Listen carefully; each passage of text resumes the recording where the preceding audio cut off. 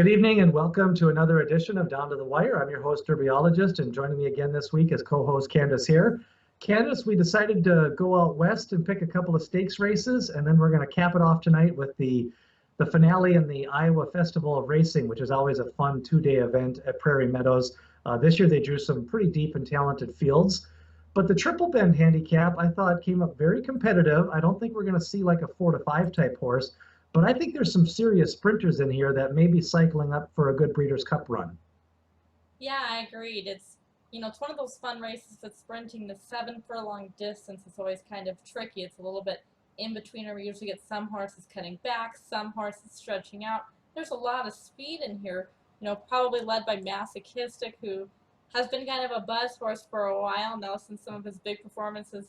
When he first came on the scene, this is kind of his first time really being tested at this top level, and I'm a little concerned. I do think there's quite a bit of speed sign on, and this is a horse who really needs the lead or to be right on the lead with somebody else. He isn't a horse who rates. He's all about speed, and I'm a little bit worried about him stretching out. I know he went over 7 furlongs on the synthetic, but the only time he's tried past 6.5 on the dirt was over a mile, and he was very, very well beaten there as well. So pace and distance, I think, are both legitimate concerns with him, and as the likely favorite, I'm probably going to be against him in this sort of a spot.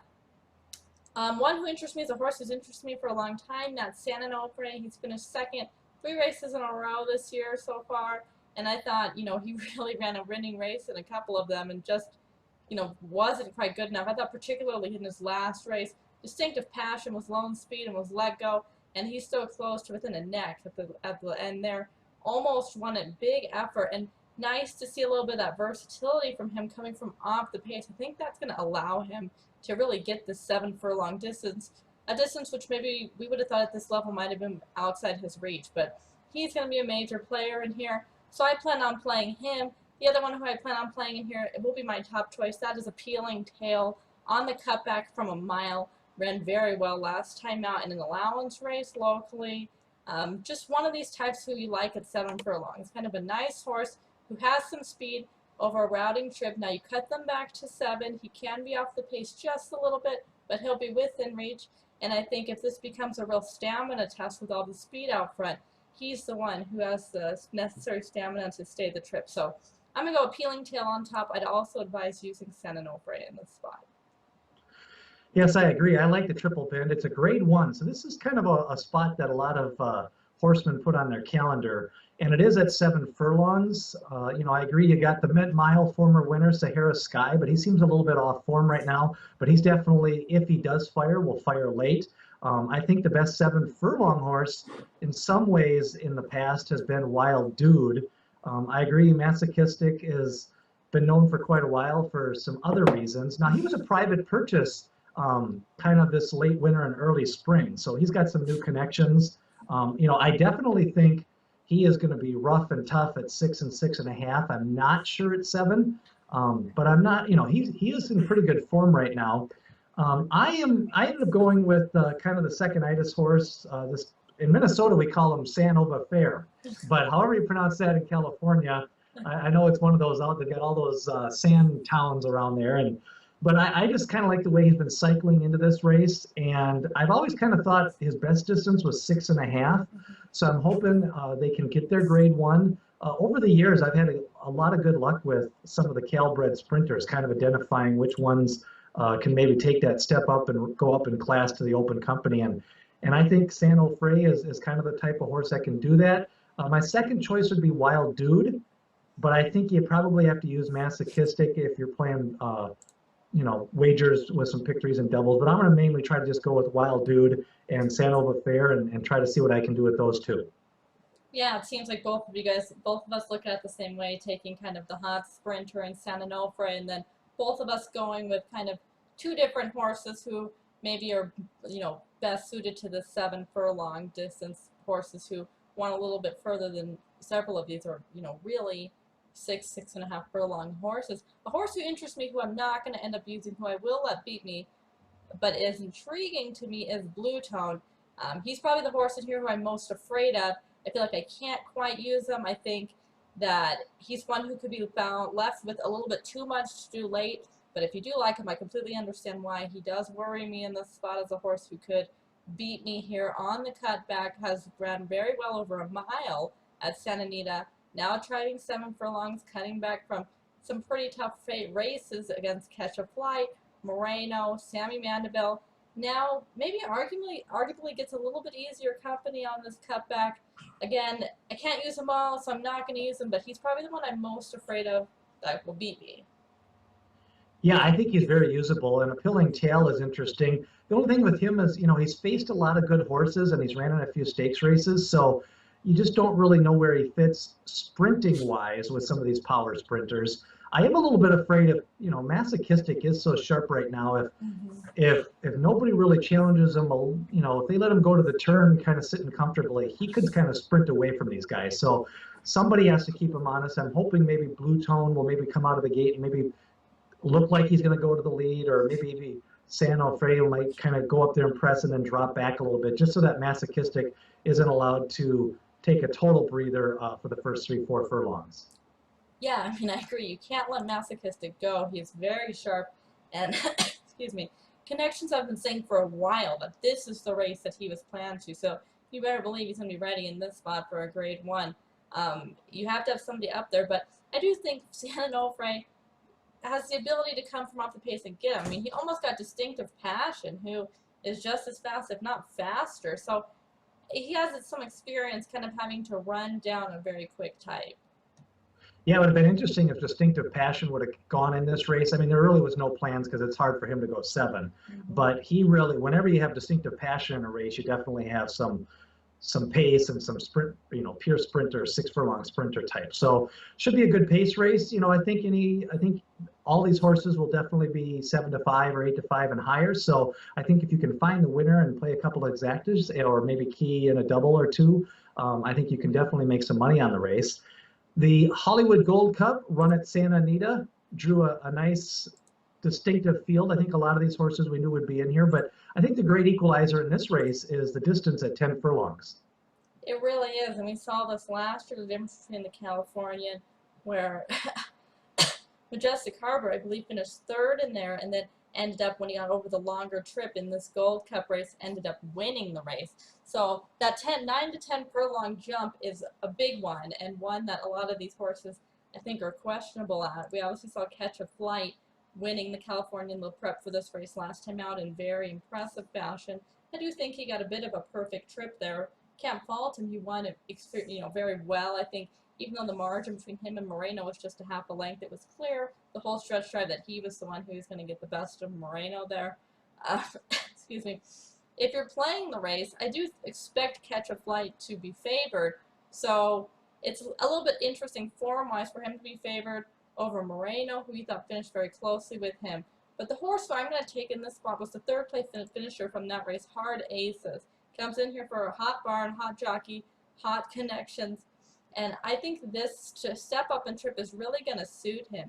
If you look at the sectionals for the Californian, the final sectional, so that mile to mile and 1/8 section, he finished 0.2 of a second faster than Catch a Flight. So he really was roaring late there. Probably the only horse visually who looked like he was closing up, making up any ground there late in the stretch. So I think the step up and trip certainly is going to suit him. And I just think from a value perspective that I think 10 furlongs is kind of a bit of an equalizer between him and Catch a Flight. And you think Catch a Flight will be what?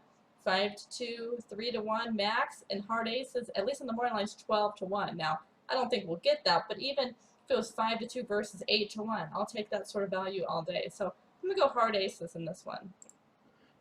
The last time when these horses met, Big Casanova and Moreno kind of battled for a little bit. The 10 furlongs for Moreno is always tough for him, but with Big Casanova in the race, that means he shouldn't get an easy lead. It also means, I think, at this point now, it's kind of hard to imagine Big Casanova ever getting 10 furlongs after his last few races. I was a little intrigued last year after that Jockey Club Gold Cup race, but not anymore. There's a couple of horses that I'm looking at. One, I'm playing strictly on a bet back, stable male, track bias angle, and that's Opportunity. One of the most severe biased race tracks in his last race. I have a scale that I kind of graded on. I basically input the call positions of all the winners, and then basically it's a scale of 1 to 1,000. Normally tracks fall between 350 and 650, but I have that the night of the Stephen Foster of about 850, which means it was race flow favoring front end speed. But I also thought the inside was live that day. I saw multiple horses re-rally on the inside. There was like 3 winners that lost the lead and then came back on the inside. And a horse that, couldn't close, coming off a layoff, kind of thrown in at the last minute. I'm just wondering if Opportunity is not going to fire a big race here. I've truly always considered him a 10 furlong horse. I don't really have nothing to back that up. So I think he'll just kind of hang evenly, and hopefully that 9th and 10th furlong treat him well. Another horse is Finnegan's Wake. Hard to believe I'm talking about him on the dirt here, but I just think he'll like the distance, and I think he's in good form. I think they have nothing to lose in running this race. If the track is playing a little on the front end, he probably is not going to be able to make up, 7, 8, 9 lengths. But, he has some tactical speed. I'm not so sure he has to lay 12 or 13 lengths back. And Catch a Flight, that last race was kind of interesting. I thought it was an extremely good ride. It may have been, I guess you can haggle over terms. I thought it was a really good ride, but in the end of the day, some people would just say that was a perfect trip. But either way, I thought I was very impressed by Gary Stevens that day. I thought he put just enough on the engine to make sure but he was wide on the outside, nothing got in his way, but he was also ridden aggressive enough to get into the race, but not necessarily on the lead. So I can't really fault him, but I'm not so sure he wants 10 furlongs. And I think the pace dynamics may not work to his favor this time. So I'm going Opportunity and Finnegan's Wake, and then, look out if you really need that bomb for 4th place in your superfecta. Good old Ladarius, who can run all day, is in this race. Yeah, I mean, pace-wise, it sounds like we see the race similarly, and me picking Hard Ace is obviously one who's going to come from way out of it, too. I wonder in this race, Peter Miller has 4 horses in here, and 2 of them, Ladarius and Finnegan's Wake, are pretty much stone-cold closers. You mentioned Big Casanova. I think he goes for it. I wonder if this other horse in here, Pashki, goes forward as well, but either way, you have to really think that with 4 in there, that at least one of them is going to give Moreno a very, very hard time a bit out front to ensure that his other horses have some sort of pace to close into late. Yeah, and even, Majestic City enters in sharp, and Batty Man is capable of running, at least keeping the pace honest. So, I think the winner of this race is going to have to earn, this is a grade 1, and they just don't come easy. And Moreno, if he wants to win a 10 furlong grade 1, this is a good opportunity for him to do it. But I do agree with you. I think the margin of victory last time by Catch a Flight is going to be dramatically different in those 2 on the odds board. So sometimes people will just, I just think they're going to jump all over Catch a Flight, and I'm not so sure he's that much better than any of these horses. No, that's kind of how I look at it. I mean, I look at it like you got a, really, really good ride. It was very reminiscent to me of It's My Lucky Day in Moreno and the Woodward last year, kind of putting that pressure on him, but not doing too much to ruin your own chances. But, this time I just, like I said, I wonder if he really wants 10 furlongs. And, for me, looking at Hard Aces, these 2 were near each other, over 10 furlongs in the big cap. And like I said, it's telling to me that Hard Aces finished that race 0.2 of a second faster than him. When obviously he was in a battle. It wasn't like Catch a Flight was geared down by any means. He had to fight for that from Moreno, and yet Hard Aces was closing pretty well on both of them. That shows me that he certainly wants the distance, and if the pace is going to suit, which I think it will, he's the one I'm going to look at. But can't fault you for looking at other closers as well. I think that, the horses that we both like are going to be prices, because I just think Catch a Flight is going to take a lot of money. Moreno always sort of does. And, maybe Finnegan's Wake will take a little bit as well. But I think Catch a Flight, it's going to be a much shorter price than people are even anticipating coming off that last win. Yeah, I'm really looking forward to seeing what Opportunity does, because I really believe that was a biased, and then the inside speed that day did well at Churchill Downs. I think and this will came back. Did Time from USA? It was a strong front-running biased track. Yeah, they have I believe they have it as bright red, which is their front running. And then, like I say, I noted that I thought some rail horses did well. So then I kind of coded it as an inside bias, because there was 3 horses that lost the lead and came back to win that night. And then a few horses dug in, just showing extreme gameness. Hmm. even when they lost late in the race. So Well, I think it's clear for all of us who watched the full card, you saw pretty much for the most part horses who were on speed winning throughout the day. And even that race by itself, some races just don't pass the sniff test, and that was one for me. I mean, I know we picked Noblebird on here, but for in a grade one race, for a horse to literally pull his way around the track for 3/4 of the race and then be pulling away from, Lee was off the bridle and like having had gone fast and pulling away from him and nobody was closing in that caliber of a race, sometimes races just don't make sense, and usually that's when something else is up. so yeah, that'll be a good. I don't want to be a total, because he is shipping out west. He is going up in class and going out in distance. So if he doesn't run well, I'm still not. I don't think my hypothesis is wrong. It's No. just may not have been the true test, as they say. So you kind of want to get apples to apples, and we're not really getting that here. But I do have about 3, 4 other horses from that card that I've got in my stable mail, and we'll see if they get in a spot that's a little bit more of a truer test. The finale of the night, we go to Altoona, Iowa, the Prairie Meadows Festival of Racing. They've been doing this for quite a few years. They usually get a good on-track crowd. They have 3 stakes races on Friday. And then for history buffs, back in the day, Nebraska used to run a racetrack called Oxar Bend, and Oxar Bend spelled backwards is Nebraska. So every year they had a race called the Cornhusker, and it was a big race on the calendar for basically in the 70s and 80s. A lot of really good horses trained by Bill Mott and Jack Van Berg and D. Wayne Lucas used to go there. Gate Dancer and other horses like that, Midwest Legends. So they've been running it at Prairie Meadows ever since Oxar Bend closed. Now we're not going to take a look at that race, but it is a fun race to handicap if you want to take a look at that card. We're going to take a look at the finale, the Iowa Derby, and I'm not going to say they got the superstars, but I think it's a competitive race. And again, I think you have anywhere from a 3-1 to 5-1 that could win this, and if you pick the right horse, you can make some money. You can, and I mean it's a quality field. A lot of these, Midwest horses that we saw kind of through the Triple Crown Trail have showed up here. It's a really interesting race pace-wise. I think Hillbilly Royalty is your likely leader. It's a horse who has been first or second at the first call in every single one of his races. He has lots of speed. He should go forward. There are some other horses in here with speed, though. Lucky Stranger comes in here sharp, having won 2 in a row. So he's one who has some speed as well, kind of likes to sit forwardly placed. Same with Bent on Bourbon, a horse, another who comes in here lightly raced, having won 2 races in a row, stretching out in distance this time, but one who's been up near some pretty fast fractions. So there is some speed signed on here. I think the key of this race is going to be one of those other 2 horses putting some pressure on Hillbilly Royalty. I think the distance is a little bit sketchy for Hillbilly Royalty, but at the same time, you don't want to let him go on an easy lead. That won't help anybody there because he is good enough against these types to win if they're going to let him go out front. Ultimately here, I'm going to go with Private Prospect. He draws the rail. He's a horse who can sit, not on the speed, but he'll sit just in behind that front of first flight of leaders, I think, especially given his close position. I thought he ran really nicely last time out, finishing 3rd to Islandtown and Fame and Power in that race.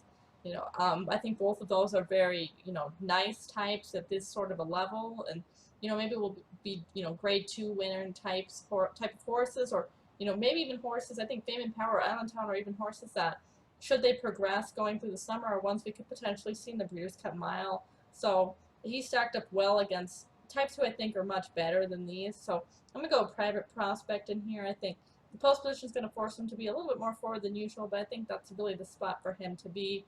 Good form lines, finish well, or decently well enough throughout some of the Derby preps, was 4th behind Far Right and Mr. Z back in Oaklawn Park. So he just has a little bit more experience than some of these, and he seems to be kind of cycling into, a nice form line, and I kind of like him on the quick turnaround coming off a good effort.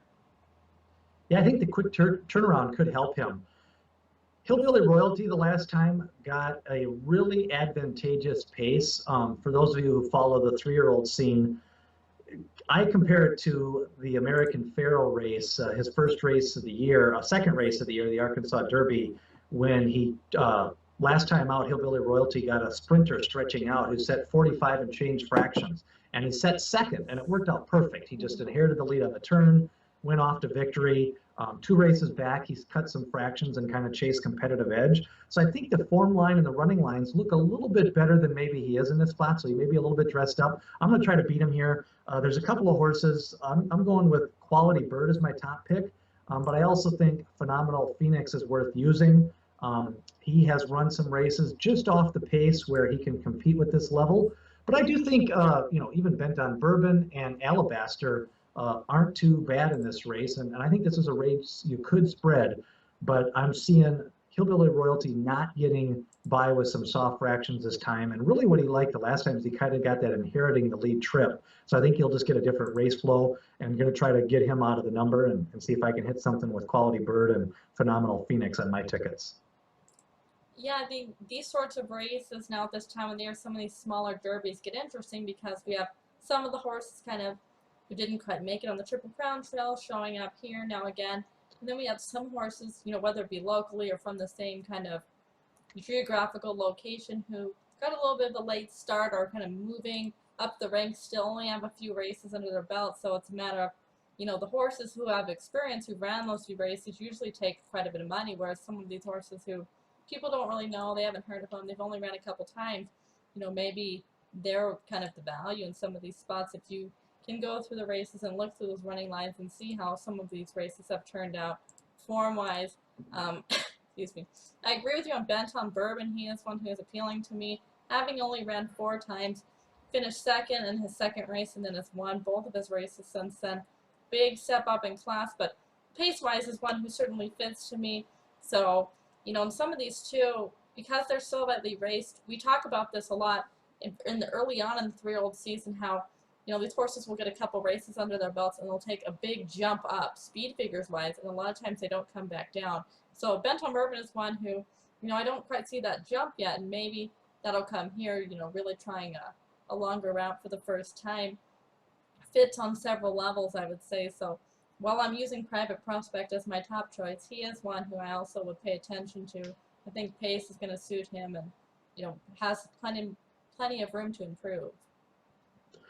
Should be a competitive race. Hollywood Gold Cup, of course, a traditional Grade 1, and the Triple Bend. I think a couple of those horses we may see, like you mentioned, in the Breeders' Cup Mile later on this year, and I think a couple like Masochistic definitely could be a 6-furlong Breeders' Cup sprinter type horse. Should be some great racing. Of course, next week we'll go off to Belmont. I know we've got a couple of races there, the Suburban and the Dwyer, and we'll pick out maybe 1 or 2 more and kind of concentrate on that card on the 4th of July holiday weekend, which traditionally has a lot of good stakes races. That's going to do it for another edition of Down to the Wire.